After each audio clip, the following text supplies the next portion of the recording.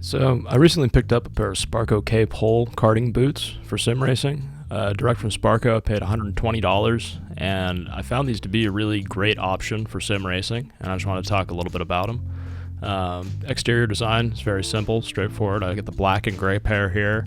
The quality of everything is pretty solid. The faux leather feels pretty durable. The heel's nicely rounded, which makes them really comfortable for driving manual cars and left foot braking. Heel and toe shifting is pretty easy to do with these.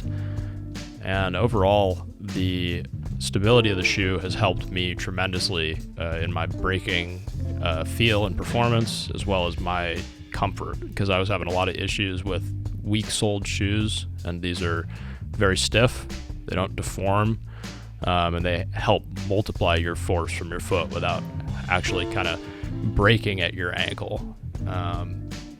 My previous pairs were pretty flimsy in the toe area and sort of in the middle, and they would flex and create a lot of pressure on my ankle.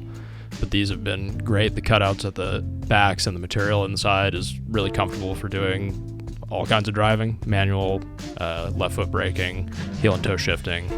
And it's got a nice strong heel cup, so you don't end up crushing your heel against your pedal plate by pressing so hard against it. You've got something that supports you and holds in there. The one main thing that I've found is they're not comfortable to walk in, which for me is fine because I just put them on at my rig. But if you were doing this in real life and walking around, they're not great. Very narrow in the toe if you get the right size, which is nice, but can be a bit of a problem if you're actually just walking around. But overall, I've found these to be excellent, and I highly recommend them. So I'm just going to talk a little bit about some of the previous shoes that I've used to sim race, just so you can get an idea of where I've come from kind of gear-wise. The first pair that I got were these Puma AGF Evo Knit. They're super, super flimsy. Pretty comfortable and very light. You don't get hot. You don't really need to wear socks with them. They were $60, but they're super, super floppy. And this is the issue I was talking about, where you kind of end up breaking your ankles when you push on the brake, because these just bend completely in the center. So that pivot point that you're pushing against between your heel and your toe just gets stressed so badly.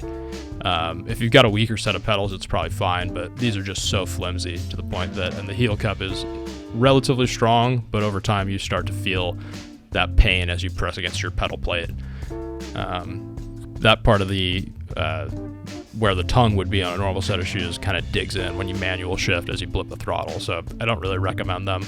I've also used these Vans Old Schools. They're a little bit stiffer in the sole, which solves that problem from the Pumas, but overall, because there's no rounding to the heel and the toe is so oversized, you lose a lot of kind of your dexterity of your feet, which the Sparcos solve pretty much completely. And these are padded around the ankle, which helps a little bit, and the tongue is pretty insignificant, so when you are blipping throttle, it doesn't end up digging in. But overall, they're serviceable, but not the best, and I would still highly recommend something like the Sparcos, at least style-wise, a karting boot or a proper race boot, because it helps a lot in terms of just comfort as well as your performance. All right.